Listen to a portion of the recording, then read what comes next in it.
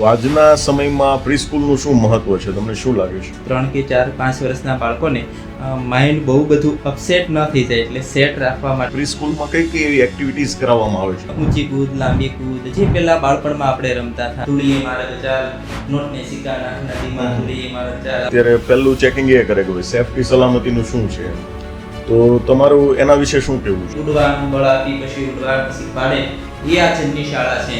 અહીંયાથી કોઈનું બાળપણ છીનવવાની વાત નથી, પણ બાળપણને પદ્ધતિસરનું કેમ લઈ જવું. તો શરૂઆતમાં કઈ કઈ મુશ્કેલીઓનો સામનો કર્યો હતો? મને મળી અનેક નિષ્ફળતા, તેથી સફળ થઈ કંઈક જિંદગીમાં.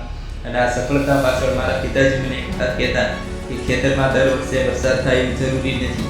પહેલા તો આપણે કેવું હતું, તમે હું જ્યારે ભણતા હતા ત્યારે સામેથી શિક્ષક આવતા હોય ને તો આપણે રસ્તો ફેરવી નાખતા હતા, બરાબર છે? સાહેબ આપણે ઘરમાં સંતાઈ જતા, અને એ ડર અત્યારે નથી રહ્યો. તો એનું શું તમને લાગે છે કે ખરેખર શિક્ષકોનો આ પ્રકારનો મીઠો ડર વિદ્યાર્થીઓમાં હોવો જોઈએ કે નહીં?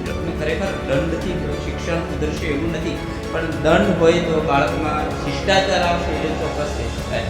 સો આજના વાલીઓને તમે શું સંદેશ આપવા માંગો છો કે શાળા કે કોચિંગ ક્લાસીસ પસંદગી કરતી વખતે કઈ કઈ બાબતો ધ્યાનમાં રાખવી? કે બાળકોને આ આધુનિક ટેકનોલોજીના યુગમાં ખાસ સ્પર્ધામાં મૂકવા કરતાં સજ્જતામાં મૂકીએ તો વધારે સારું.